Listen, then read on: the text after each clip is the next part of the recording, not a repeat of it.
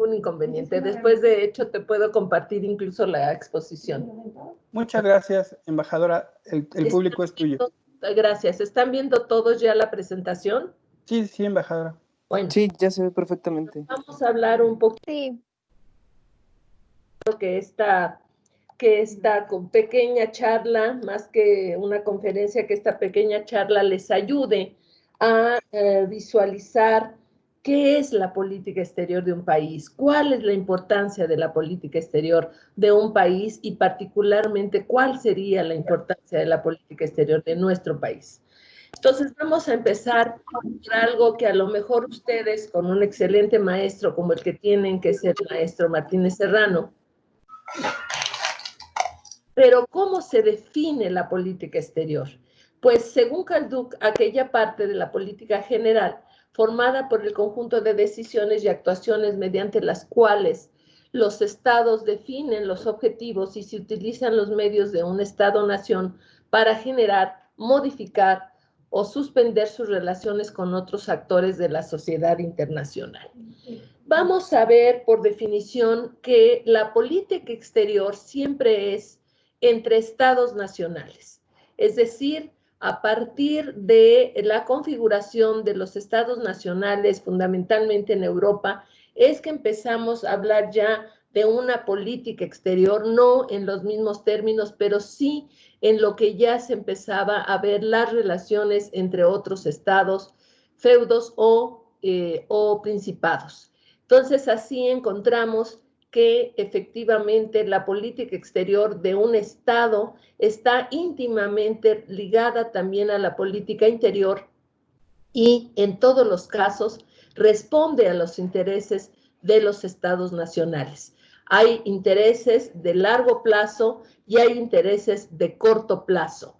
Algunos teóricos, incluso unas personas tan contemporáneas como un Henry Kissinger, que fue asesor de seguridad nacional en gobiernos republicanos, concretamente ya desde la época de Richard Nixon, decía que los elementos de largo aliento, ¿sí?, de una política exterior a veces nos hacen sacrificar aquellos intereses de corto plazo. Entonces, vamos a ver en ese sentido cómo algunas veces las negociaciones internacionales se concede en algún punto para alcanzar los objetivos de largo plazo para el interés nacional de los estados. ¿Cuáles son estos elementos de la política exterior de una nación? Pues, como lo digo, su carácter estatal, la política exterior no puede disociarse de la política interior, ya que en último caso ambas no son más que dos facetas de una misma realidad política, la del Estado-nación, tanto en su dimensión institucional como en su base social. La diferencia entre estas dos esferas de la política estatal responde a la diversidad de formas y órganos que participan en la elaboración de una y otra, así como a sus diferentes destinatarios. Me explico. Por ejemplo, hasta hace algunos 40 años probablemente, los estados nacionales eran por definición los elementos fundamentales o los actores internacionales de la política exterior. Sin embargo, había también, sobre todo, bueno, desde la Conferencia de Versalles, pero ya en nuestra época, después de la Segunda Guerra Mundial, en 1945, ya la formación de organismos internacionales tan influyentes y tan importantes como la Organización de las Naciones Unidas. Si bien es cierto, la organización no es un ente nacional, sino un organismo internacional, tiene un profundo impacto de sus contenidos, de lo que analiza, de lo que concierne a la comunidad internacional. Por ejemplo, ustedes saben que el capítulo 7 de la Carta de Naciones Unidas, que se refiere justamente al Consejo de Seguridad y a la paz y a la seguridad internacionales, pues justamente el Consejo de Seguridad es el órgano más influyente o más determinante de la comunidad internacional en un momento dado, sobre todo en aquellos momentos que se refieren a garantizar o a restablecer la paz. Es decir, no se trata de un Estado nacional, sin embargo, lo que se dirime en el Consejo de Seguridad de las Naciones Unidas tiene un impacto a nivel global. Hay otros ejemplos como los nuevos actores de la sociedad, de las relaciones internacionales, que no son los estados nacionales. ¿A qué me refiero? A las grandes compañías transnacionales, que ustedes, por ejemplo, que están involucrados en el ámbito de los negocios, tienen que estar muy conscientes de este peso que tienen las compañías transnacionales, los organismos no gubernamentales, las famosas ONGs, como Amnistía Internacional, como diversos, como incluso los nacionales, como Mexicanos Unidos contra la Corrupción, la propia Cruz Roja Internacional, los cascos azules o Fuerzas para el Mantenimiento de la Paz de Naciones Unidas, todas estas figuras que tienen que ver con el entorno internacional, que son muy influyentes, aunque no sean propiamente los estados nacionales. Entonces, la diferencia entre estas dos esferas de la política estatal, como decimos, responde a la diversidad de formas y órganos que participan en la elaboración de una y otra, así como en sus diferentes destinatarios, ¿verdad? Bueno, seguimos.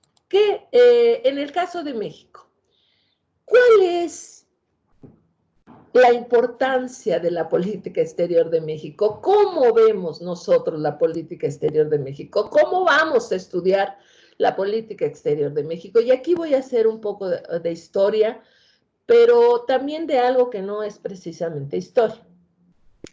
En el caso de la política exterior de México, responde a dos hechos fundamentales y a dos condicionantes de la política exterior: su historia y la vecindad con los Estados Unidos de América. Esas son las dos grandes condicionantes de la política exterior de México. Y para no ir muy lejos, pues tenemos nada más que ir pensando que la primera, y eventualmente la única que puede ser la visita de Estado de este sexenio, o la visita oficial, mejor dicho, de este sexenio, está a punto de comenzar en unas 2 horas. Arriba el presidente mexicano. ¿A dónde? A Washington, a la capital federal de los Estados Unidos de América. Entonces, fíjense ustedes, la política exterior de México tiene dos grandes condicionantes, y lo repito porque ustedes tienen que tener presente siempre esto: la historia y la vecindad con los Estados Unidos de América. Yo divido la política exterior en 3 momentos fundamentales. En el ámbito contemporáneo. Desde luego, después de 1821, del surgimiento como nación independiente, nuestro país tiene que enfrentar 3 intervenciones de potencias extranjeras. Esto es a lo que yo llamo el condicionamiento histórico. México tiene muy presente hoy, en el siglo XXI, que fuimos una nación que sufrió 3 intervenciones en el siglo XIX, y que además una de esas intervenciones más la deuda del Estado mexicano costó prácticamente la mitad del territorio nacional. Por eso existe hoy en día el Museo de las Intervenciones, que ustedes, si no lo conocen, en la Ciudad de México deben conocerlo y deben ir muy seguido en cuanto se abra la contingencia, en cuanto se abran porque ahí relata y ahí está presente, es como un palpitar de lo que fueron las 3 intervenciones de nuestro país. Y la vecindad con los Estados Unidos de América. Recuérdese que en el siglo XX la potencia, la superpotencia por definición del mundo fueron los Estados Unidos de América. Algunos analistas dicen que las hiperpotencias son los Estados Unidos de América y la Unión de Repúblicas Socialistas Soviéticas. Si bien es cierto esta afirmación, Lo cierto es que la política exterior de México siempre ha estado mediada por la vecindad con los Estados Unidos. Existen tres momentos después de la Revolución Mexicana o lo que podríamos considerar la política exterior contemporánea.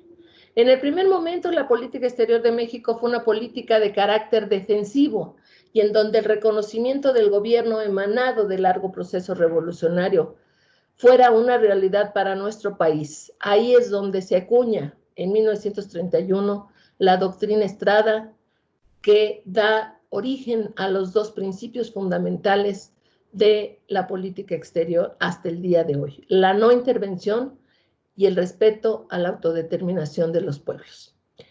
Ya en 1857, ya siendo presidente de México, Benito Juárez, estaba el apotegma muy conocido entre los individuos como entre las naciones: el respeto al derecho ajeno es la paz. Precisamente por la experiencia del siglo XIX de las diversas intervenciones, tanto armadas como no armadas, en suelo mexicano. Y de ahí se deriva, de alguna manera, y en el caso de los reconocimientos de gobiernos, ya después de la Revolución Mexicana, la famosa doctrina Estrada. México tiene tres momentos muy importantes que abonan a la teoría de las relaciones internacionales. Primero es la teoría de Juárez, la doctrina Juárez, sobre el respeto al derecho ajeno es la paz. La segunda es la doctrina Estrada, que también es muy importante. Y a lo mejor, en términos de tiempo, sería antes la doctrina Carranza, es decir, trato igual para los extranjeros que para los mexicanos. No pueden tener los extranjeros un trato mejor que los mexicanos. Son los tres momentos de las aportaciones muy serias del pensamiento en materia de relaciones internacionales del Estado mexicano. Son tres momentos históricos que definen un actuar en el mundo, que definen un quehacer político de México en el mundo y que definen la posición que México va a seguir hasta el día de hoy en materia internacional. En el segundo momento del siglo XX, la política exterior de nuestro país se caracterizó por ser una política con profundo anclaje en el derecho internacional como el mejor mecanismo para la construcción de la paz y la seguridad internacionales. La proscripción de la amenaza o el uso de la fuerza, la negociación internacional y la igualdad jurídica de los estados fueron otros tres principios que ahora son parte de los 7 principios de política exterior de nuestro país. En el tercer momento sería a partir de los años 80 y del reconocimiento de México como lo que se dio en llamar potencia media. Fíjense ustedes que México tuvo hay una obra muy bonita de un gran teórico mexicano de las relaciones internacionales, posiblemente una de las mejores obras escritas en materia de política exterior en el siglo XX, en la segunda mitad del siglo XX, que es ni más ni menos la obra titulada Alcances y límites de la política exterior de México, de Mario Ojeda. En el año de 1970, que arriba el presidente Luis Echeverría al poder, México deja de ser un país defensivo, digamos, hasta cierto punto volcado hacia adentro, preocupado todavía por el proteccionismo en materia económica en nuestro país, y se abre al mundo como un líder latinoamericano.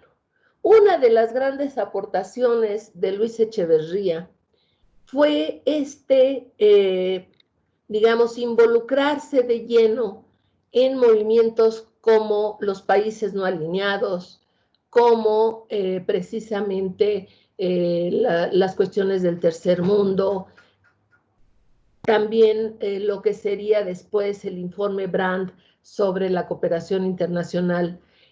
una serie de eventos que el presidente mexicano, don Luis Echeverría, tuvo para ir bosquejando un país que dejara de ser un país a la defensiva en materia de política exterior para empezar a ser un actor importante en el foro internacional. Recuérdese que a él se le debe la Carta de Deberes y Derechos Económicos de los Estados, en su momento, que fue muy importante. Después de ese momento, llegamos a lo que yo considero el tercer momento de la política exterior de México. También hay que decirlo, en esos años eran los años de la Guerra Fría, que van de 1900, posiblemente 1947, realmente ya con el establecimiento del Estado de Israel y ya la división del mundo en dos bloques, militar, política y económicamente muy establecidos, el mundo socialista y el mundo capitalista. Los años de la Guerra Fría en los que la actuación de México tuvo un espacio privilegiado, porque esa Guerra Fría permitía para países como México, que estaban siempre un poco a la defensiva, pero que siempre estaban atendiendo al derecho internacional, les permitía cierta independencia con respecto, en el caso particular de nuestro país, con respecto a países tan poderosos como los Estados Unidos de América, o, por qué no, también tan poderosos como la Unión Soviética. Y tenemos en aquellos años grandes contribuciones a la paz. La más importante de ellas, precisamente, fue el Tratado para la Proscripción de las Armas Nucleares en América Latina, o mejor conocido como Tratado Tlatelolco, abierto a la firma el 14 de febrero de 1967 en Tlatelolco, México, Moscú y Washington. Ese sería la antesala de la posición que México habría de jugar durante muchísimos años para el desarme nuclear y para lo que después fue el primer premio Nobel concedido a México en años contemporáneos en la figura de don Alfonso García Robles. Con el Tratado de Tlatelolco se crea la primera zona libre de armas nucleares en el mundo. Entonces esto es muy importante y esto era una de las cosas, entre otras, que suponía esa cierta independencia de nuestro país con respecto a los intereses de los Estados Unidos. Otro, por ejemplo, fue muy importante el papel que jugó México en 1959 durante la Revolución Cubana y años después, un año después, con la expulsión de Cuba de la OEA. La postura de México, que siempre fue una postura independiente con respecto a los Estados Unidos de América, fue muy importante para que México se convirtiera en un interlocutor muy importante entre el mundo desarrollado y el mundo en desarrollo, que era nuestro país y el subcontinente América Latina. Entonces, en 1981 encontramos que se celebra en este país el diálogo norte-sur.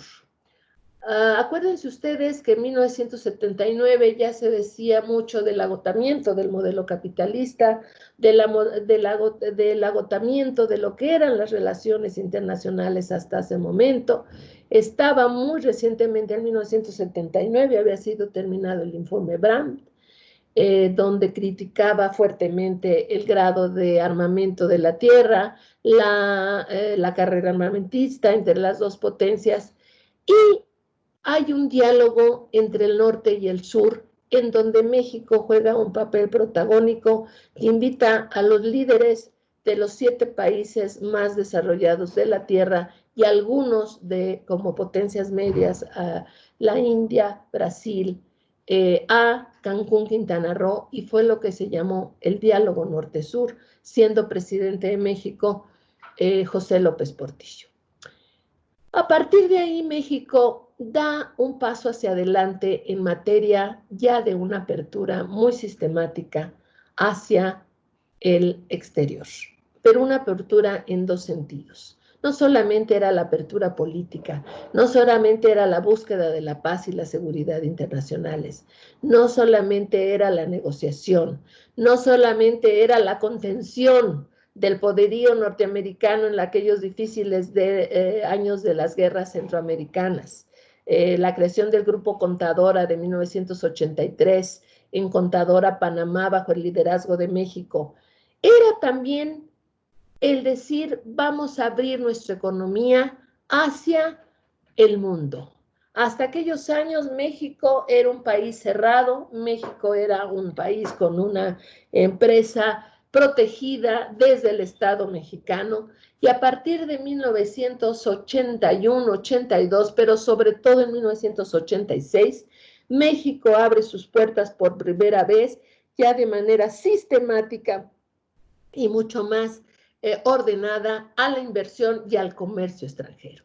¿Cómo? Con el ingreso de México al Acuerdo General sobre Aranceles Aduaneros y Comercio, GATT, por sus siglas en inglés, en 1986, en contra todavía de algunas voces dentro del gabinete de aquellos años, pero México se abre al mundo.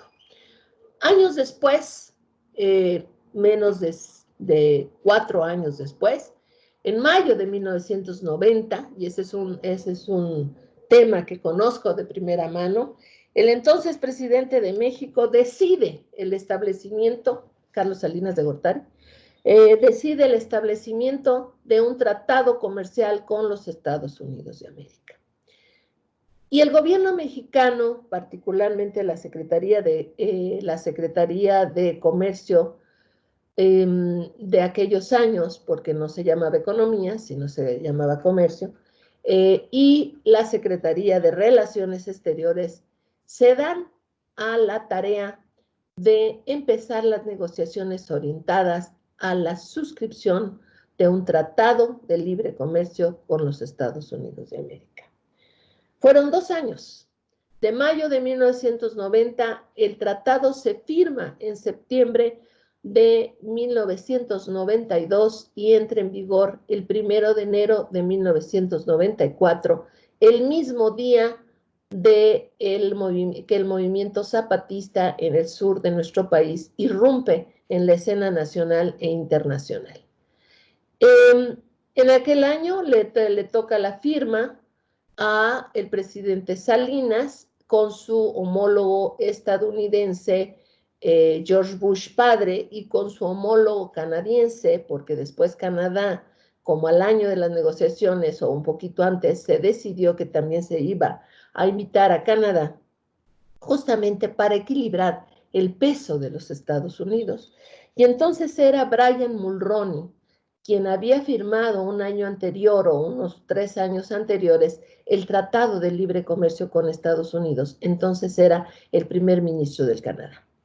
Y entonces en 1994 entra en vigor aquel instrumento internacional que en su momento forma la parte del comercio internacional más grande del mundo.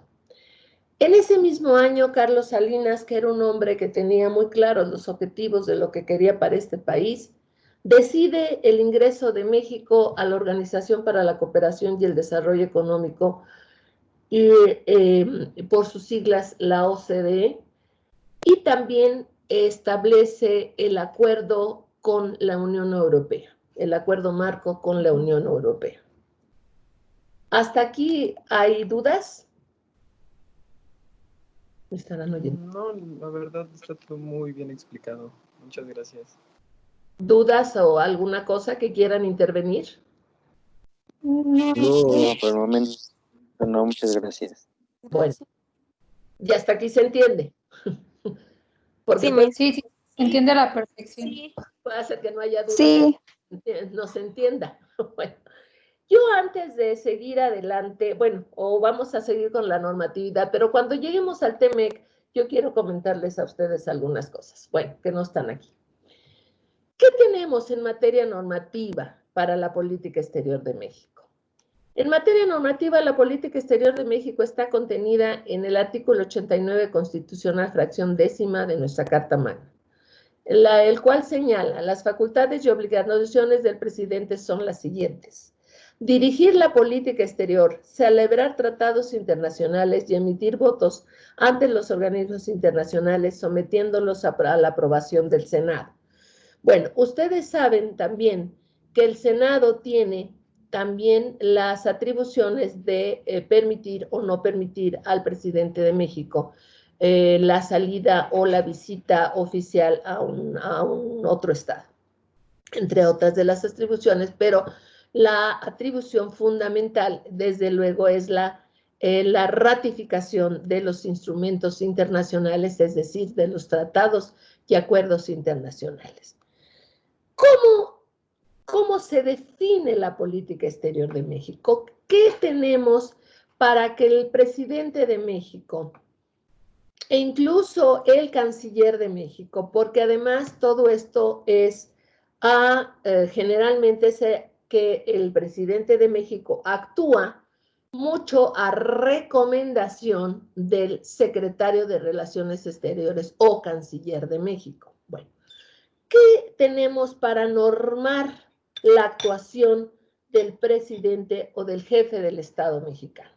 Los 7 principios de la política exterior, que son precisamente aquellos que están determinados por su experiencia histórica, pero que además son prácticamente los mismos que aparecen en el preámbulo de la Carta de Naciones Unidas. Y aquí hay una cuestión que el maestro Martínez Serrano me va a ayudar, porque cuando en 1945 se redacta la Carta de Naciones Unidas, fíjense ustedes que uno de los países que es consultado en el borrador de la Carta es precisamente México, ¿sí? México es consultado expresamente antes de sacar, digamos, a la luz mundial la Carta de Naciones Unidas. Y el preámbulo de la Carta de Naciones Unidas, si ustedes ven, tiene prácticamente los 7 principios de la política exterior de México.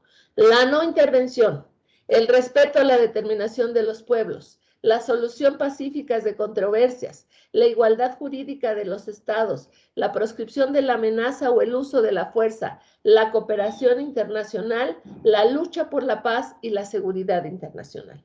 Fíjense ustedes que esto está exactamente en el preámbulo de la Carta de Naciones Unidas o de la Carta de San Francisco o de la Carta de la ONU, ¿sí? Como a ustedes les guste más llamar a aquel instrumento internacional. Y es consultado México, ¿sí? Pero nosotros tenemos que leer, aprender a leer entre líneas. La no intervención, ¿por qué?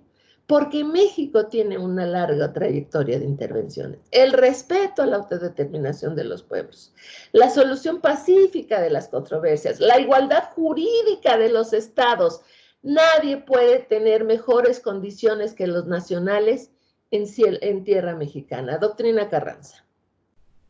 La cooperación internacional, la proscripción de la amenaza o el uso de la fuerza y la lucha por la paz y la seguridad internacionales. Esto es muy importante porque aquí está contenido lo que cualquier jefe del Estado mexicano puede hacer y no puede hacer, ¿sí? Ese es el Padre Nuestro de cualquier embajador, de cualquier representante, de cualquier senador de la República o de cualquier persona que se interese por la política exterior de México. Bueno, política exterior y economía. En la actualidad, México detenta 11 tratados de libre comercio que le permiten comercializar con 46 países y tener acceso a un mercado de consumo de 1.500 millones de personas. El país se posiciona como una potencia regional al ser la 4ª economía del continente, la 2ª economía en la región latinoamericana después de Brasil, el país con el mayor número de hispanoparlantes. Es considerada la 15ª, porque íbamos muy bien, éramos la 14ª, pero el año pasado creo que pasamos a ser la 15ª economía del mundo, el 13º país exportador y el 9º importador a nivel mundial. Con 124 millones de habitantes, por lo menos antes del COVID, 2 millones de kilómetros cuadrados y 3.169 kilómetros de frontera con Estados Unidos de América. México es el 11º país más poblado del mundo y el 13º en extensión territorial. Y la frontera México-Estados Unidos es la frontera más activa del mundo, calculado con 300,000 cruces todos los días. ¿Sí? Bueno. La agenda de política exterior del actual gobierno, ¿a dónde está dirigida? Bueno, se dirige a la cuestión de la migración, la cooperación internacional, los derechos humanos, un régimen multilateral de control de drogas, comercio, inversión y cambio climático. Esto son generalidades que no han cambiado mucho con respecto a los últimos 3 regímenes de este país. Ya con el presidente Felipe Calderón, vemos que la política exterior de México estuvo fincada en 2 aspectos fundamentales. El primero fue la colaboración en materia de seguridad con los Estados Unidos de América, y el segundo fue el papel protagónico que México jugó para destrabar y continuar con la Conferencia de las Partes, o mejor conocido como el Acuerdo Marco de Naciones Unidas sobre Cambio Climático, que derivó o que permitió llegar a París en 2015 y que están contenidos los principios o los compromisos fundamentales en materia de cambio climático hacia el 2030. México jugó un papel protagónico. La entonces canciller Patricia Espinosa Cantellano hizo una labor seria, sistemática, para que después de la cumbre de Estocolmo esto pudiera destrabarse y pudiera seguir adelante la Convención Marco de Naciones Unidas sobre Cambio Climático hasta la conferencia precisamente de Cancún, Quintana Roo, ya en el último año de Felipe Calderón como presidente de México. En el caso del presidente Peña, se habló desde el Plan Nacional de Desarrollo de un México con responsabilidad global. ¿Qué fue esto de México con responsabilidad global? Bueno, el presidente Peña Nieto tuvo una relación más o menos buena con Estados Unidos. No fue una relación como en otros años. Me parece a mí que ha habido un descuido serio de la relación con los Estados Unidos. Se perdieron algunos de los mecanismos que eran tradicionales, ya no se siguen con tanto rigor como en otros años, las conferencias de gobernadores fronterizos, las reuniones bilaterales con 16 o 18 grupos de trabajos especializados en materia educativa, de medio ambiente, de migración, de educación, 18 grupos de cuestiones especializadas en la relación México-Estados Unidos, y de alguna manera también se siguió una política exterior, sí, en materia de seguridad con los Estados Unidos, y básicamente yo diría que fue una política exterior con responsabilidad global, pero que en sentido estricto no tuvo las grandes aportaciones al desarrollo internacional o las aportaciones que en otro tiempo México sí tuvo en el escenario internacional. Y llegamos después a el presidente Andrés Manuel López Obrador. Me parece a mí que el presidente López Obrador, la política exterior no es un asunto que a él le ocupe de tiempo completo. De hecho, él ha dicho que para él la política exterior, la mejor política exterior es la política interior. De hecho, afirmo que con la llegada al poder del licenciado Andrés Manuel López Obrador se esboza un nuevo modelo de política exterior cuyo mayor cambio se centra en una mayor cooperación para el desarrollo con Centroamérica y la ortodoxia en la aplicación de los principios de política exterior, o por lo menos eso se dice en el discurso, aunque en la práctica sí ha habido intromisiones importantes en otros países. Sin duda rompe con el estilo de hacer política exterior de los últimos 30 años y su lema es: la mejor política exterior es la política interior. Si nos remontamos al inicio de su administración, podemos observar que el tema puesto en la agenda desde la contienda electoral, desde el debate, por ejemplo, entre los tres candidatos, despertó viejos debates y tradicionales posicionamientos entre los estudiosos de las relaciones internacionales. Es de advertir que los objetivos propuestos, recuperar el liderazgo regional, la fortaleza ante Estados Unidos, impulsar el desarrollo regional, principalmente en el aspecto migratorio, entre otros, son aristas de una eterna y vieja discusión sobre la diversificación de las relaciones comerciales de México frente al mundo y abandonar paulatinamente la dependencia con los Estados Unidos de América. Sin embargo, ¿qué ocurre? Cuando yo empecé esta plática, dije que la vecindad con los Estados Unidos nos hacía que la política exterior de México siempre estuviera mediada por esa relación. Si ustedes ven en algún momento, porque lo van a tener, las políticas de integración de América Latina han sido concebidas y abortadas sistemáticamente. Y uso este término, que es muy fuerte, porque efectivamente llevamos más de 50 años, mucho más de 50 años, con diversos ejercicios de integración económica del subcontinente que seguimos sin lograr esa integración económica. Y siempre está Estados Unidos de mediador. Y siempre está, a veces ahora, a lo mejor en algunos casos, particularmente en Brasil, está China. Pero ustedes recordarán, son muy jóvenes, pero no tan jóvenes como para no acordarse, que ahí por la mitad del sexenio de Enrique Peña Nieto se habló de un tren en el centro del país. Este tren, la licitación la ganaron originalmente los chinos, una compañía china. Pues no hubo tal tren. ¿Y por qué no hubo tal tren?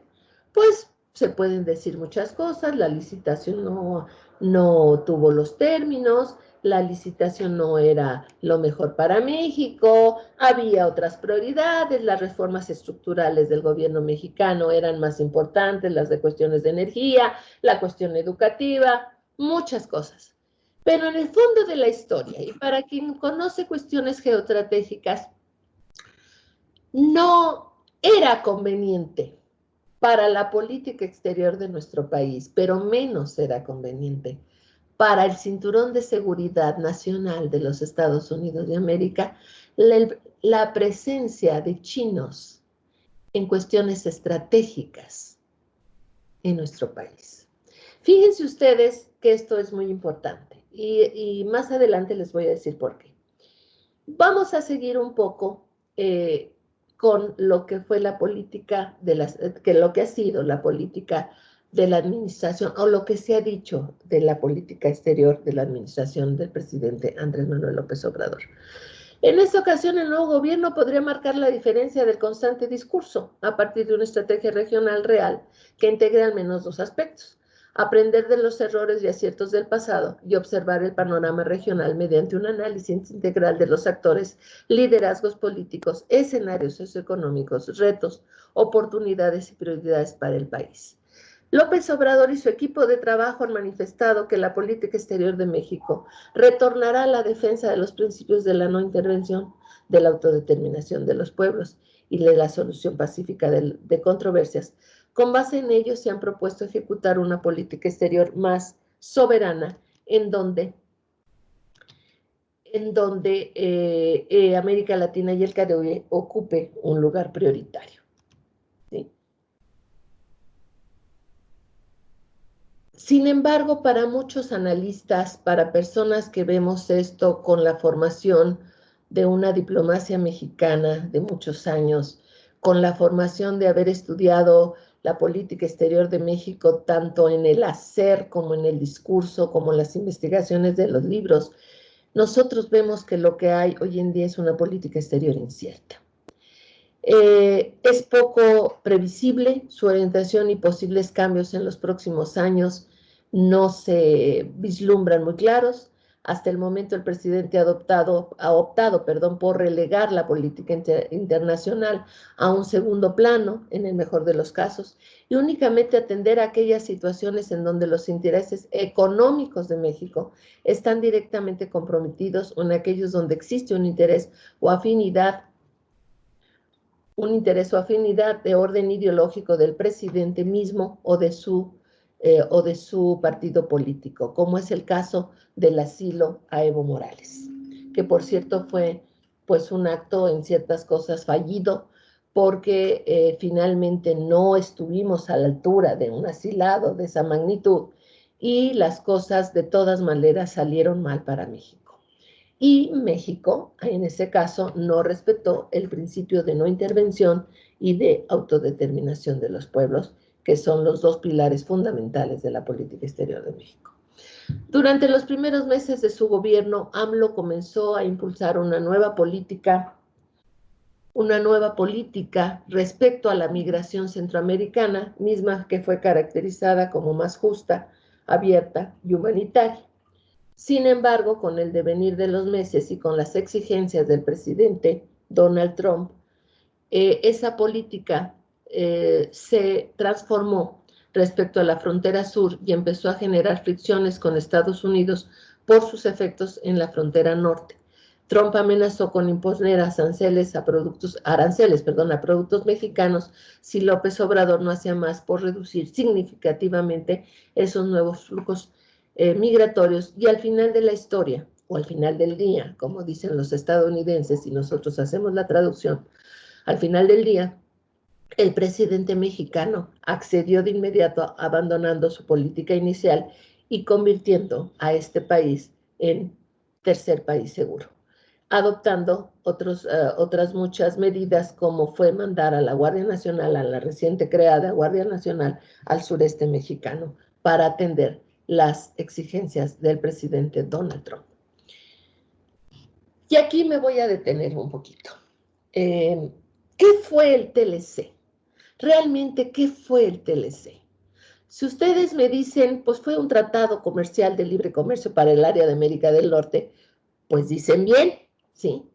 Sin embargo, fue y es un mecanismo estratégico. El TLC ha sido el instrumento por el cual México se integra de lleno al cinturón de la seguridad nacional de los Estados Unidos de América. ¿Y por qué digo esto? Yo tuve la fortuna, y digo tuve la fortuna, porque de veras fue una experiencia inédita que seguramente nunca voy a volver a vivir, de ver la negociación del TLC y de ver el proceso de ratificación del TLC en Washington. Bueno, estaba en aquellos años adscrita a la Embajada de México. Y cuando viene el proceso de ratificación, me acuerdo muy bien, como si ahorita fuera, era un Thanksgiving, era un puente de acción de gracias en los Estados Unidos, que era la antesala. Después de Thanksgiving iban a entrar ya los senadores a la votación, los senadores estadounidenses ya a la votación de lleno del Tratado Trilateral de Libre Comercio de América del Norte, siendo Bill Clinton o William Jefferson Clinton presidente de los Estados Unidos. Y a mí se me encargó un trabajo para el entonces presidente de México, Carlos Salinas de Gortari. Y aquel trabajo era ver, entre otras cosas, las intervenciones de los senadores estadounidenses sobre el TLC, para la ratificación del TLC. Y yo encontré algo muy interesante, tanto cuando iba a el Comité para el Hemisferio Occidental, que era generalmente ahí en el Capitolio, donde se discutía la ratificación del TLC o todo lo relacionado con la ratificación del TLC, como cuando revisé en aquel Thanksgiving, en ese puente de Thanksgiving de 3 días, lo que estaban midiendo, la preocupación que tenían los senadores estadounidenses. ¿Y qué creen? Los senadores estadounidenses no hablaban de comercio para la ratificación del TLC. A los senadores estadounidenses les interesaba de México abundar en la democracia. Les interesaba de México elevar el nivel de la seguridad pública. Les interesaba de México el respeto de los derechos humanos. Les interesaba de México el cambio climático. Les interesaba de México las cuestiones laborales, y les interesaba de México la estabilidad política. Díganme ustedes, en esos 6 reactivos, ¿dónde está el comercio? Era lo que les preocupaba a los senadores estadounidenses.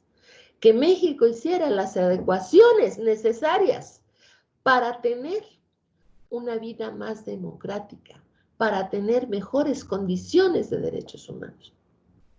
Por eso digo yo, narcotráfico también les interesaba mucho.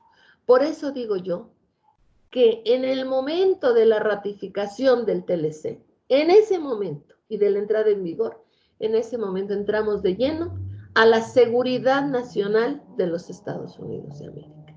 ¿Qué pasó después de la ratificación del TLC? Por primera vez en este país, en 1996, se aceptan observadores internacionales en las elecciones de aquel año, de medio término, para el entonces presidente Zedillo. Y por primera vez el gobierno mexicano tiene que abordar el desarrollo nacional con un gobierno dividido. ¿Sí? Se hace también una serie de cooperación para asegurar la prosperidad de América del Norte. ASPAN, 2005. La Alianza para la Seguridad y la Prosperidad de América del Norte. 2007, la Iniciativa Mérida sobre la lucha contra el narcotráfico. Y así nos podemos seguir. 2009, la primera reforma estructural sobre energía. 2014, 2013, el Pacto por México y la segunda reforma estructural sobre cuestiones energéticas. ¿Cuál es uno de los principales retos que lleva el presidente mexicano que viaja hoy a los Estados Unidos? ¿Qué le van a decir sus contrapartes, los canadienses y los estadounidenses, en materia de energía? Fíjense ustedes cómo hay una cuestión estratégica que nos va integrando de lleno a la economía y a la seguridad de Estados Unidos de América. Por eso en 2001, cuando vienen los atentados, el que México no se haya pronunciado de inmediato sobre los actos terroristas fue un momento muy ríspido de la relación bilateral México-Estados Unidos. Porque se trataba del silencio del socio más importante en materia estratégica y de seguridad que los Estados Unidos tenían en ese momento. ¿Sí? Yo quise hacer este paréntesis porque creo que es muy importante que ustedes que comienzan una formación se den cuenta de este tipo de cosas. No se vayan nada más con los textos de los acuerdos. Atrás de esos textos hay mucho trabajo, pero también hay muchas relaciones, hay muchos actos estratégicos que no se ven en un texto. Bueno, entonces vemos la entrada en vigor del Tratado de Libre Comercio entre Estados Unidos, México y Canadá. Fue festejada como un triunfo político por Donald Trump. Estoy hablando del TEMEC ahora, quien declaró que es el acuerdo comercial más grande, más justo y más balanceado jamás negociado, y anunció que para marcar este logro le dará la bienvenida al presidente Andrés Manuel López Obrador el día de mañana en la Casa Blanca. Pero el estreno del Acuerdo de Libre Comercio entre Estados Unidos, México y Canadá, por sus siglas en inglés, USMAC, no fue motivo de ningún acto oficial. La declaración del presidente fue emitida por escrito a finales del primer día de julio del 2020. No se evaluó como noticia de primera plana en ninguno de los medios nacionales y entre los que le dieron atención se enfocaron en sus fallas y críticas hacia el manejo del tema laboral, entre otros. El viaje del presidente de México, el viaje que la visita oficial que todavía no comienza. Y yo aquí nada más quiero resaltar la opinión de un hombre tan calificado como el embajador emérito de México, Bernardo Sepúlveda Amor, que como ustedes saben fue canciller de México y fue junto con Ricardo Valero, aunque ustedes no lo crean, y digo no lo crean porque después el embajador Valero algo le pasó, fue el artífice intelectual del Grupo Contadora, del Plan de Paz para Centroamérica en aquellos años tan difíciles de luchas civiles en América Central, particularmente en Nicaragua y El Salvador, aunque también estaba Guatemala y Honduras, pero sobre todo en Nicaragua y El Salvador. México fue junto con Colombia, Venezuela y Panamá los 4 países que lograron establecer digamos, un grupo de negociación que fue capaz de contener la intervención armada de los Estados Unidos en Centroamérica, cosa que no le convenía por ningún motivo a nuestro país y desde luego ni al resto de los países de América Latina. El famoso Grupo de Contadora ha sido una de las actuaciones más, digamos, más destacadas de nuestro país en el marco todavía de la Guerra Fría en la segunda mitad del siglo XX.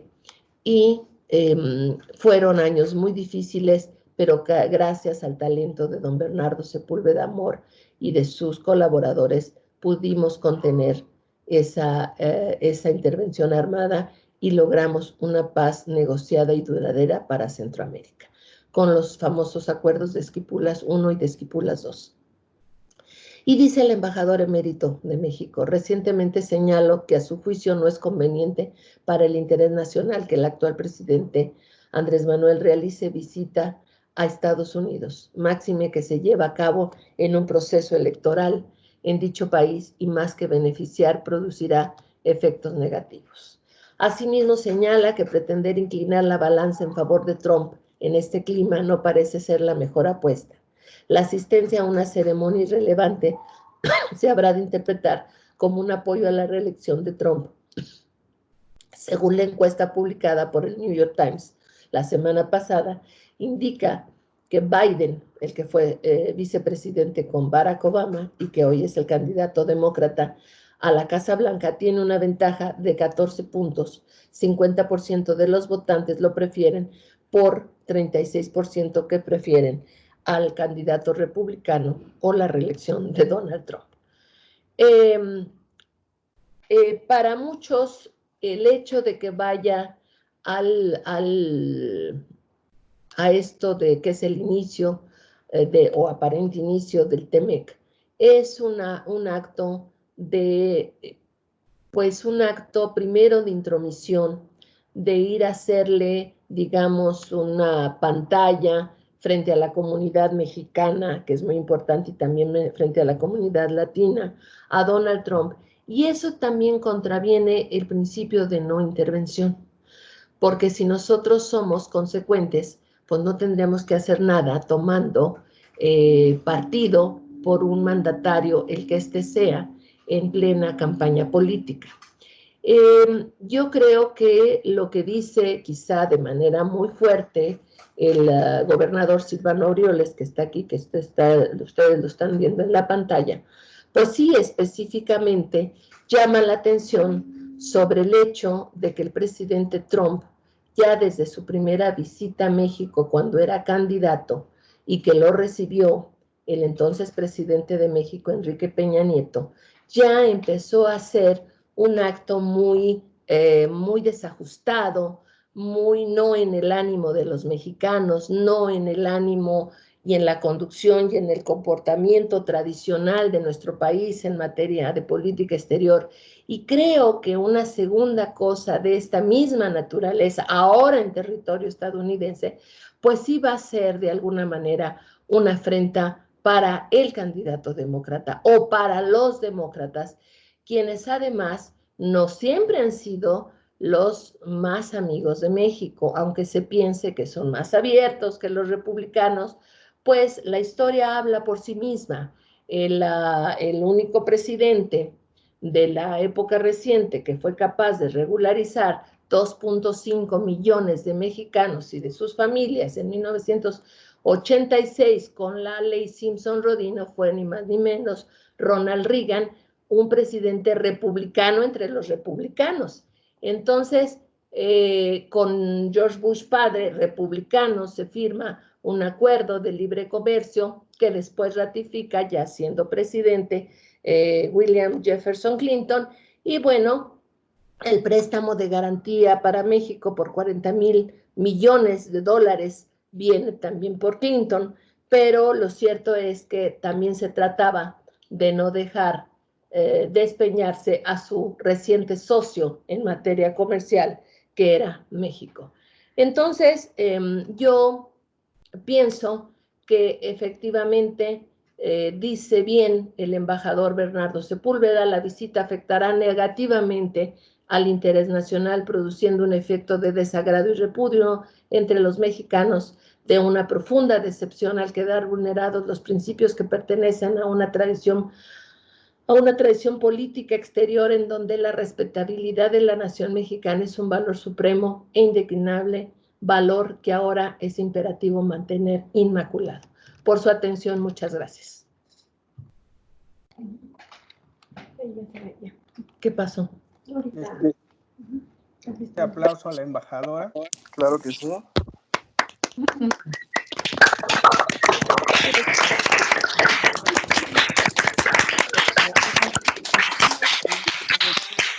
Doctora Fuensanta, podríamos tener una ronda de preguntas. Gustaría que los jóvenes tomaran el micrófono y ellos mismos nos expresaran su pregunta. ¿Alguien tuviera alguna pregunta, alguna duda, algún comentario?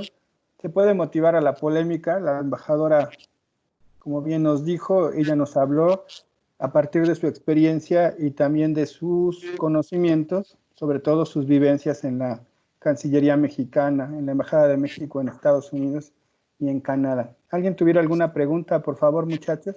Es un tema que en este momento, como nos decía, se está desarrollando. El presidente Obrador está viajando a Estados Unidos. Yo soy de la misma idea de que es un viaje innecesario, dado que estamos en una contingencia a nivel mundial y él acude a dar el espaldarazo al famoso Donald John Trump en campaña electoral en Estados Unidos. Y si las encuestas favorecen a Joe Biden, pues nos va a cobrar cara a la afrenta, puesto que no se va a reunir con él. Y lo lógico sería eso: si mi vecino se encuentra en una campaña electoral y yo voy a visitarlo, pues me tengo que reunir con los dos líderes políticos y no solo con uno. ¿Alguna pregunta, muchachos? ¿Alguna duda que quisieran expresar a la embajadora? Yo tengo una duda. Adelante, por favor. Tu nombre y la pregunta, por favor. Claro, soy Max Santoyo y mi pregunta es, con esta visita del presidente a Estados Unidos, ¿qué podemos esperar en cuanto a consecuencias en nuestra imagen o país? Bueno, yo creo que la primera consecuencia que o que debemos de esperar, y debemos porque después de esto México no la va a tener fácil. Nunca la tiene fácil con Estados Unidos, ¿eh? Vamos a partir del principio de que nunca la tiene fácil con Estados Unidos, pero... Dígale, por favor, que mi hermana sigue aquí. Perdón, es que entró una llamada del presidente del Colegio de San Luis, perdón. Nunca la tiene fácil con Estados Unidos, pero ¿qué va a pasar con nosotros después de esta visita? Bueno, lo primero es que sí va a sentir los demócratas que hay ¿cómo diríamos?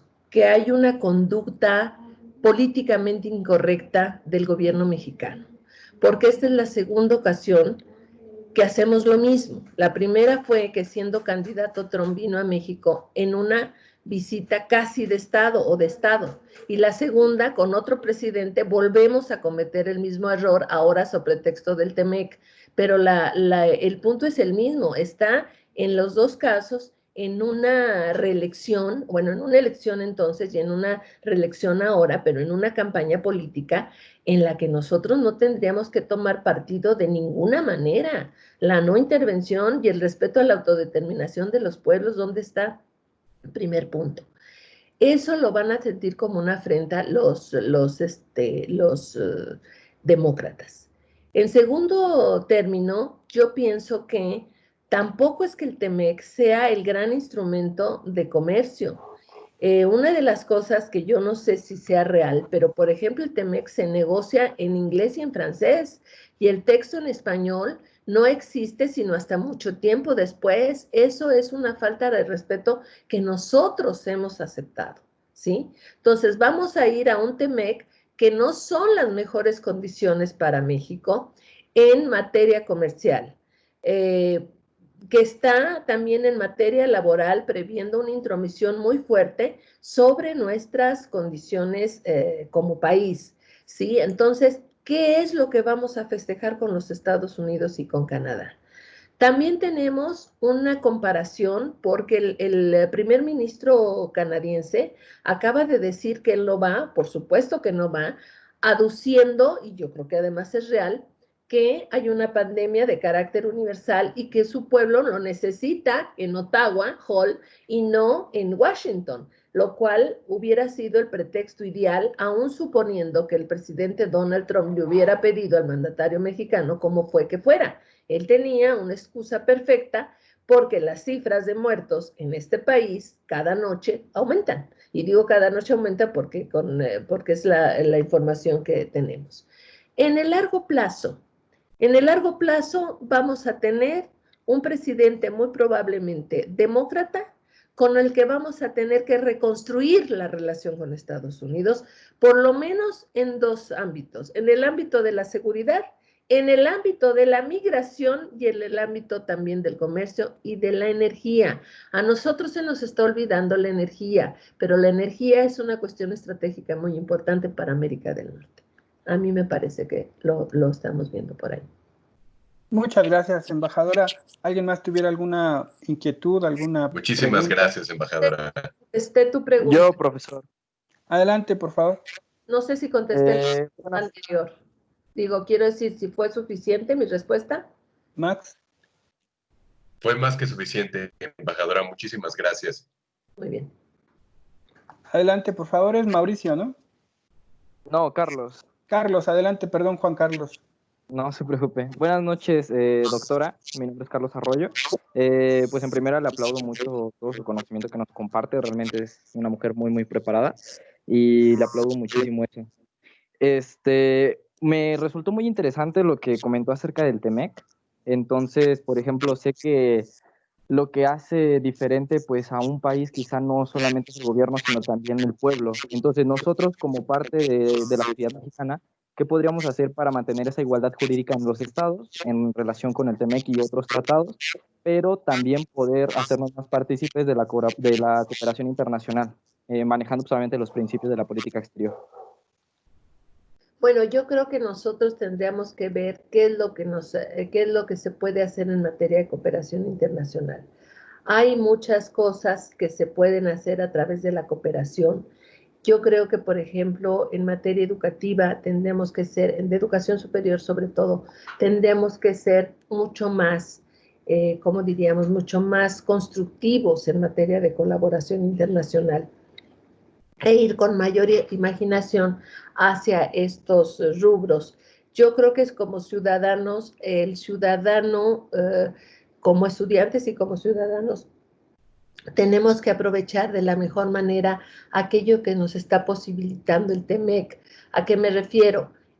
Nosotros tenemos que ser de alguna manera partícipes para, si vamos a seguir en este camino de empresas, en este camino de un comercio muy fuerte con Estados Unidos y con Canadá, ir vinculando a la empresa privada verdaderamente con el sector público, con las políticas públicas en esta materia, para que nos vayamos educando, que la educación superior esté de veras, se vea beneficiada por estas, digamos, estas nuevas perspectivas y que tengamos también en materia de cooperación internacional, por ejemplo, en materia de cambio climático, ¿no? Ser muy acuciosos con nuestros entornos, con nuestro territorio y ser muy exigentes. México tiene la posibilidad de ser exigente. México no tiene por qué ser un país avasallado. México tiene científicos, México tiene una de las colecciones de biodiversidad más grandes del mundo.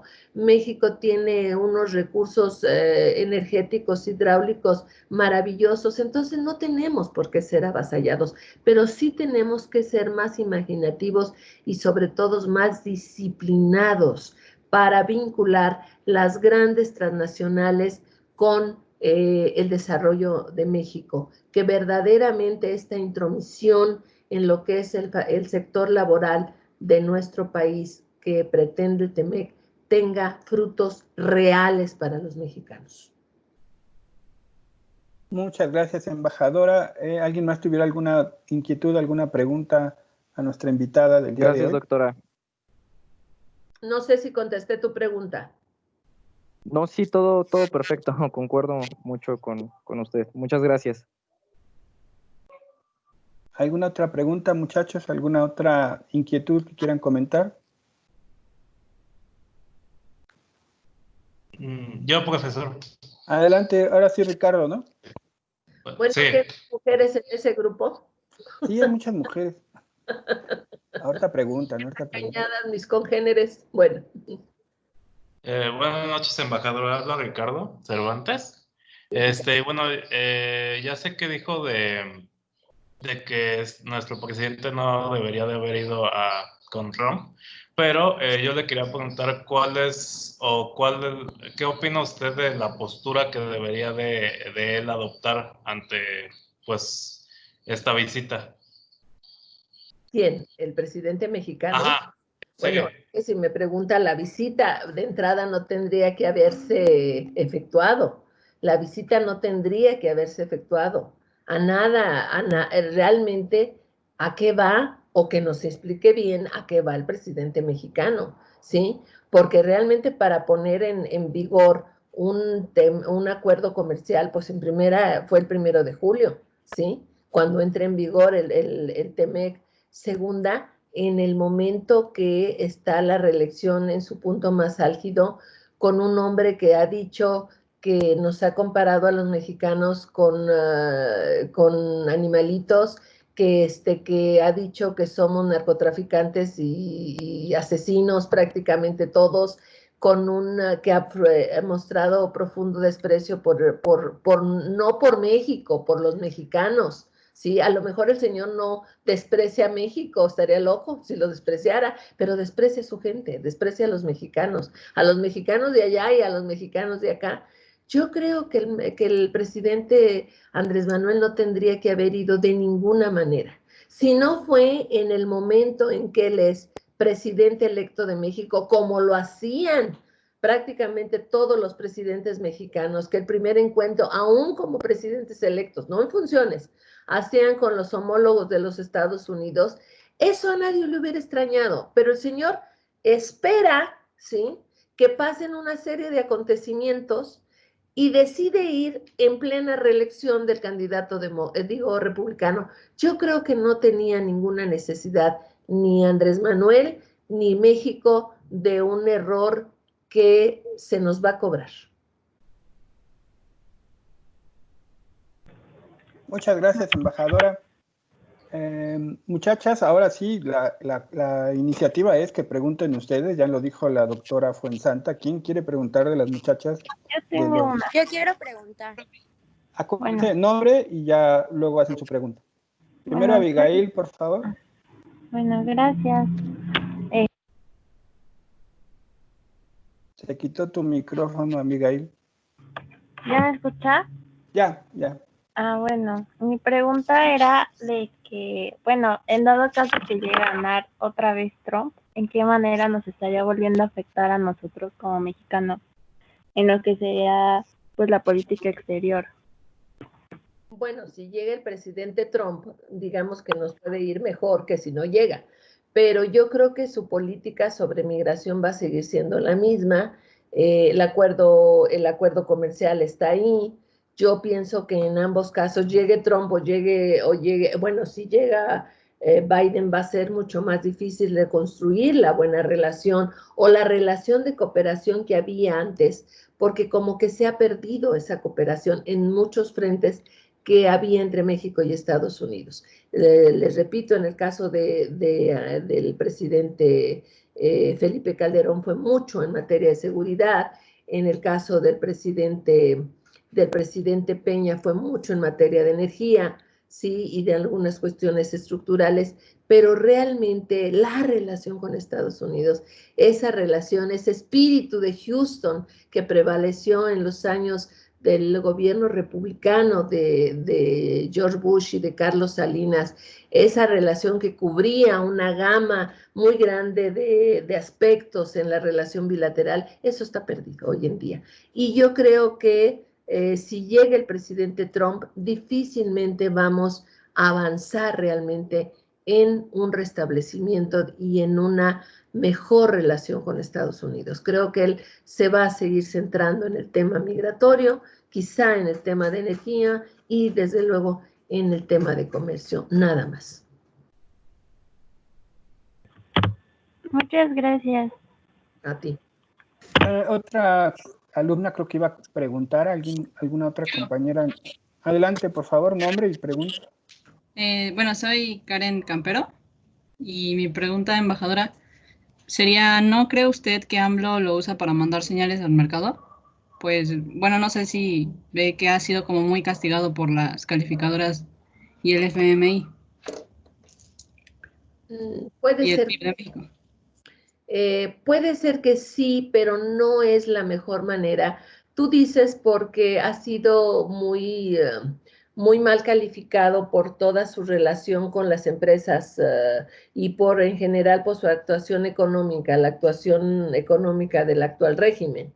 Sí, efectivamente hemos sido muy mal calificados por las calificadoras internacionales, pero yo no creo que sea la mejor manera de hacerlo. Yo creo que México tiene que dar certezas, no a Donald Trump, sino a los inversionistas extranjeros, a las calificadoras y sobre todo a los mexicanos, ¿sí? Tiene que dar certezas económicas.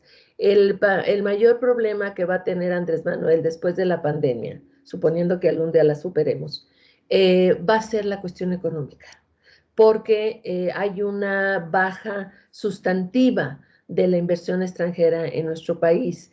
Y no digo que sea lo único en la inversión extranjera, pero vivimos en un mundo global, vivimos en un mundo globalizado y no podemos hacernos a un lado por una cuestión de voluntad. Estamos en unas reglas del juego a nivel mundial y tenemos que atender esas reglas del juego. Entonces yo no creo que no es la mejor señal, no es la señal que están esperando ni las calificadoras, ni los inversionistas nacionales ni extranjeros, ni es tampoco la señal que está esperando el pueblo de México, al que se debe Andrés Manuel. Muchas gracias, embajadora. Una última pregunta. Yo, profe. Nombre y pregunta, por favor.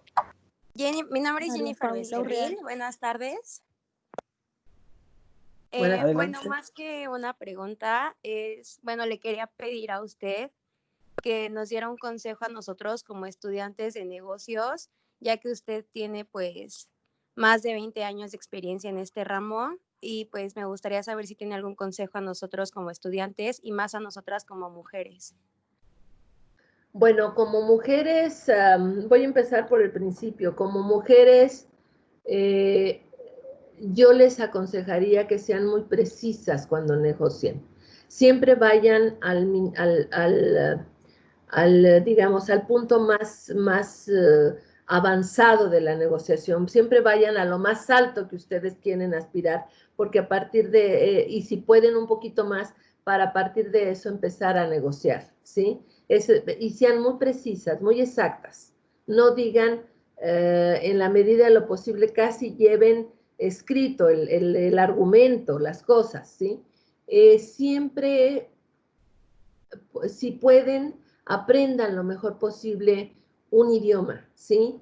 Para que no sea un elemento desfavorable para ustedes. Vean cómo se comportan otros pueblos de la tierra. Por ejemplo, los japoneses o los chinos, ¿no? Que tienen un idioma tan difícil y cómo son capaces de aprender español, ¿no? Digo, siempre lo hablan así con un dejo medio raro, pero lo hablan y lo hablan bien y dicen exactamente lo que quieren decir. Yo creo que eso, como negociadores en general, como personas que se van estudien mucho. Cuando digo estudien mucho, me refiero no solamente a que estudien mucho ahorita, sino que manténganse siempre en lo último, ¿no? ¿Qué está pasando en el mundo? ¿Qué está pasando en las cuestiones, en las grandes teorías, por ejemplo, de negocios? ¿Cómo está actuando cuestiones como, o países como Inglaterra, ahora que se salió de la comunidad? Cosas así, y traten de tener una cultura general. Traten de tener una cultura, no solamente como mujeres, sino también como hombres, de tener una cultura general. Miren ustedes, mucho de lo que se ha perdido en el mundo es que tenemos grandes especialistas, pero esos especialistas con el tiempo nos volvemos mortalmente aburridos, porque a veces una negociación se gana no con las cuestiones comerciales, sino a lo mejor con que tú tengas un conocimiento más interesante, por ejemplo, con la música de Strauss si estás negociando con un alemán, por decir algo, ¿no? O que sepas cuál es la flor nacional de un país, ¿no? Para que evites poner crisantemos en la mesa de los chinos, ¿sí? El crisantemo es la flor nacional del Japón, y si tú lo pones en la mesa de un chino, pues de entrada, o viceversa, ¿sí? Si pones la flor nacional china en la de un japonés, pues se paran y se van, porque todos los países como México tienen historia. Entonces, hay una serie de cosas en las negociaciones que no es el fondo, pero la forma tiene una importancia fundamental. No sé si me explico. Sí. ¿Sí? Y como mujer, sé muy precisa, sé muy exacta. Siempre, para todos los actos de tu vida, tienes que ser muy exacta si tú quieres destacar en un mundo que sigue siendo fundamentalmente masculino. Muchas gracias, embajadora. Muchas gracias, había otra pregunta pendiente. Adelante, por favor, con tu nombre. Es Samantha Cárcamo. Buenas noches, embajadora. Yo quería hacerle una pregunta. Me llamó la atención que mencionó que con el TEMEC México se integra de lleno al cinturón de seguridad de Estados Unidos. Pero mi pregunta es, en sí, ¿qué estrategias utilizó dentro del TEMEC para, pues, entrar? No es un acto, ¿cómo te diré? No es un acto como de voluntad. No es un acto como que dijeran el primero con el TLC, cuidado, no con el TEMEC. El TEMEC ya nada más es la reconfirmación de lo que pasó con el TLC. No es un acto de voluntad, no es un acto de que hayan ellos, digamos, ni Carlos Salinas, ni George Bush padre, ni Brian Mulroney, que hayan previsto esto como quien está desde su escritorio, ¿cómo se dice? Frotándose las manos diciendo que vamos a entrar. No fue que hicieran nada específico, sino que la misma forma de la comercialización del 87% de los productos, del elgado de cruces fronterizos, las cuestiones de seguridad de esos cruces fronterizos, las cuestiones de cuestiones financieras a nivel trilateral, las cuestiones de laborales a nivel trilateral, te van creando un marco de la seguridad nacional de los Estados Unidos. ¿Por qué te digo esto? Fíjate tú cómo en los atentados del 2001, uno de los grandes temores de Estados Unidos es que pudiera entrar nuevamente uno o varios o muchos terroristas por la frontera con México, ¿sí? Entonces, a eso me refiero. El fenómeno del narcotráfico y del crimen organizado en general también atenta contra la seguridad nacional de los dos países, ¿no? Es una serie de factores transnacionales que atentan contra la seguridad de los dos países, contra la seguridad nacional de los dos países. A eso me refiero. Ok, muchas gracias. No sé si fui clara en mi respuesta. Sí, muchísimas gracias.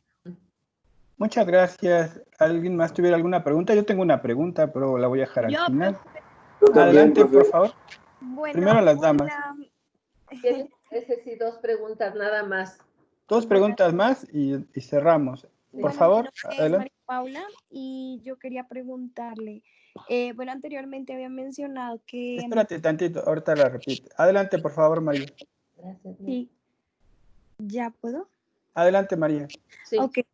Anteriormente había mencionado que, bueno, la cercanía a Estados Unidos era uno de los hechos fundamentales, pero ¿qué podríamos hacer en este caso México? Pues al tener un presidente como lo es Andrés Manuel y un presidente como el que está actualmente en Estados Unidos, que es Donald Trump. O sea, es algo muy tedioso, podría decirse, porque se ve la tensión entre un país y el otro. Pero ¿qué podría hacer México para mejorar toda esta cuestión?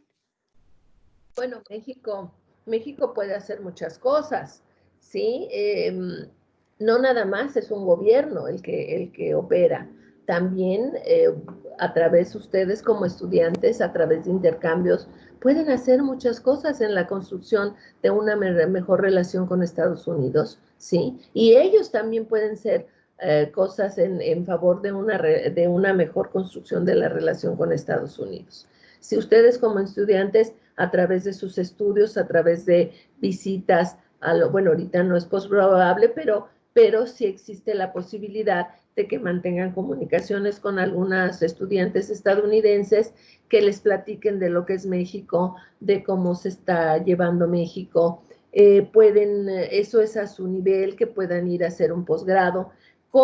El canciller de México tendría que tener un plan muy específico de desarrollo de la relación con Estados Unidos, la secretaria de Economía, el secretario de Educación, el secretario de Medio Ambiente, todos ellos tienen las diversas posibilidades, las diversas gamas que construye una relación y que tiene que ver con la relación con Estados Unidos como país fronterizo. Se pueden hacer muchísimas cosas, ¿no? Pero ustedes como estudiantes, yo creo que estar en contacto con las universidades, invitar a personas de los Estados Unidos, estudiantes que vengan, que los conozcan, que vean cómo son los estudios en México.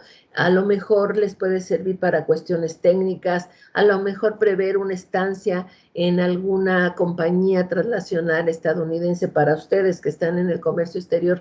Yo creo que son pequeñas acciones que van construyendo la relación entre los pueblos y también entre los gobiernos. Muchas gracias, embajadora. Había una última pregunta, por favor. ¿Quién era? Sí, yo, Alan Carrillo. Adelante, Alan.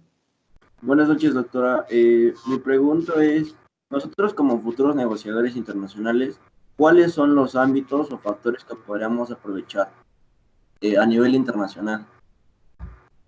A ver, ¿me la puedes repetir, por favor? Claro, que nosotros como futuros negociadores internacionales, ¿cuáles son los ámbitos y factores que podríamos aprovechar en el mundo tan globalizado actualmente? Yo creo que como negociadores internacionales, ustedes tienen que ver cuáles son las fortalezas de México y cuáles son las debilidades de México, ¿sí? La primera cosa que tienen que estar muy conscientes es, yo me imagino que una de las cosas, no me imagino, me consta, que una de las primeras cosas con las que ustedes se topan como negociadores internacionales es con la inseguridad de nuestro país, ¿sí? Por ejemplo, ¿qué les vas a decir tú como negociador internacional sobre la seguridad en tu país? ¿Qué certezas les vas a dar para que la inversión pueda tener algún beneficio para ellos y para este país. Yo creo que todas esas cosas ustedes tienen que irlas preparando y ver y ser muy conscientes, insisto, de las debilidades y de las fortalezas de México. México tiene, por ejemplo, grandes técnicos, México tiene grandes ingenieros, México tiene muchos inventores realmente, tiene cuestiones de medicina magnífica, una serie de cosas que son parte de la fortaleza de nuestro país, pero tiene una gran debilidad, la terrible inseguridad de nuestro país, por ejemplo, ¿no? Pero tú tienes que ser muy consciente de eso, tú y cualquiera, en el momento que vas a negociar. Y tú como persona, ¿cómo te vas a formar para esa negociación? ¿Qué quieres tú como negociador? ¿A dónde quieres llegar? Eso es lo primero que tú tienes. ¿Quieres ser un negociador ¿para qué? ¿Para estar en un hub? ¿Quieres ser un negociador para simplemente estar viendo, o no tan simplemente en Manzanillo, los embalajes o las cosas que de los grandes transatlánticos? ¿Qué quieres ser tú, fundamentalmente, e irte preparando para ello? No sé si esto contesta tu pregunta. Sí, muchísimas gracias. Una última pregunta, embajadora. Yo sé que el tiempo ya lo tenemos encima.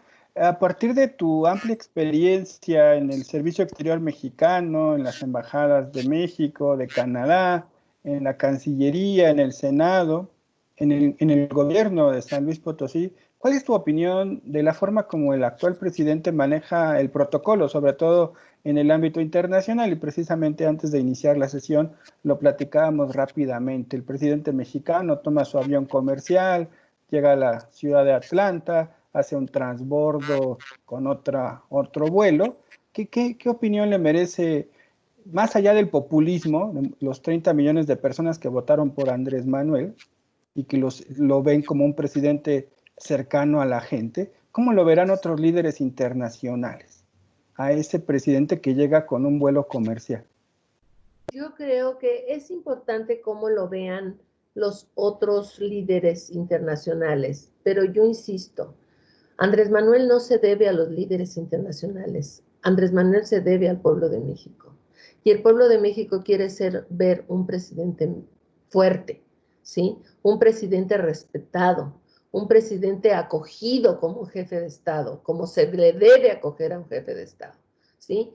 Yo personalmente no pero además un jefe de Estado a la altura de esta 15ª economía del mundo, a la altura de ser el segundo país económicamente hablando de América Latina y el primer socio comercial de los Estados Unidos. Insisto, no es tanto, no me interesa tanto, o no debería de interesar tanto los líderes, sino el pueblo de México. Y quiere ver un presidente fuerte. ¿A qué me refiero concretamente? No es un pecado que vaya en vuelo comercial. El problema, ¿sí?, es que el vaya en un vuelo comercial no le permite, como a otros presidentes, llegar a la base militar Andrews, donde están previstas todas las medidas de seguridad y todo el protocolo que se debe de seguir con un jefe de Estado, el que éste sea. Entonces, el gobierno estadounidense en este momento tuvo que destacar personas a Atlanta por la seguridad del presidente mexicano, molestar a sus ciudadanos con medidas de seguridad para el presidente mexicano, seguramente, a lo mejor los de la CIA y los del FBI de manera muy disimulada, pero tuvo que haber destacado gente especial para el aeropuerto de Atlanta. Y después, ¿sí?, también vuelve a molestar al pueblo de los Estados Unidos porque seguramente llega al National, ¿sí?, al aeropuerto nacional, que es un aeropuerto mucho más chiquito y que no tiene prevista una sala para una visita de un jefe de Estado. Bueno, el presidente de México no va a ser recibido como todo jefe de Estado en la Blair House, porque supuestamente la están reparando. Bueno, en el momento en que el presidente de México no puede ser recibido en la Blair House, en ese momento, no ahorita, no ayer, en ese momento se tuvo que haber dicho, el presidente de México se va a hospedar en la residencia oficial de México, que está en Bethesda, ¿sí? Bueno, porque para eso es la residencia oficial de México. Y ustedes no se preocupen, pero no permitir que se exhiba el Hampton Inn, que se exhiba, esas cosas no son para un jefe de Estado, ¿sí? Pero claro, el primero que se tiene que dar ese lugar es el presidente de México, ¿sí? Insisto, no es un pecado viajar en una línea comercial, pero no les permite a los estadounidenses darle el protocolo que merece un jefe de Estado, ¿sí? Entonces, nosotros queremos ver un presidente fuerte, y que no se le olvide en la diplomacia, y esto es una visita dentro de los marcos de la diplomacia, ¿sí? La forma es fondo, el protocolo es posiblemente uno de los aspectos más importantes de las cuestiones diplomáticas y de las relaciones entre estados, ¿sí? Aquí sí la forma es fondo. Entonces, nosotros no queremos ver un presidente no fuerte, al contrario, si va a ir, que lo reciban como lo que es el presidente de México, el presidente de la 15ª economía del mundo, el presidente del socio más importante para Estados Unidos. Eso es, sea Andrés Manuel, o sea Enrique Peña Nieto, o sea Felipe Calderón, o sea Vicente Fox, no es cada uno de ellos, es el jefe del Estado mexicano y debe ser recibido como el jefe del Estado mexicano, a mi juicio.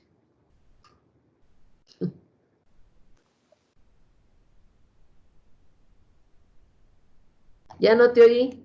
Muchas gracias por el tiempo dedicado a mis estudiantes y de nuevo les pido por favor, en la manera de lo posible, que te brindemos un fuerte aplauso. Sí, te contesto. Sí, muchas gracias. Muchachos, les agradezco mucho su disciplina para estar presente en este momento con esta destacada mujer de la política de la Academia Mexicana, la embajadora y doctora Fuensanta Medina Martínez. De nuevo, le reitero mi agradecimiento y pues ya habrá oportunidad de podernos encontrar luego de que termine esta contingencia. Muchas gracias, muchachos. Gracias a ustedes, y si no me quedo hasta las 9 de la noche es porque me habló el presidente del Colegio de San Luis y no le pude tomar la llamada. Muchísimas gracias, les agradezco mucho, espero que haya sido una plática que les haya dejado algo, por lo menos interesarse en quiénes son estos seres raros de la diplomacia mexicana, de la política exterior de México, y que en un futuro también piensen en ello, y gracias al maestro Alejandro Martínez Serrano por permitirme a través de su clase y de sus alumnos compartir mi experiencia y mis estudios en la materia. Muchísimas gracias y un aplauso también a ustedes. Nos estamos viendo, embajadora, cuídate mucho. Claro. Adiós. Muchas gracias. Hasta luego. Muchas gracias, embajadora. Hasta luego. Gracias, embajadora. Muchas gracias, hasta luego. Hasta luego. También gracias, profe. Hasta luego.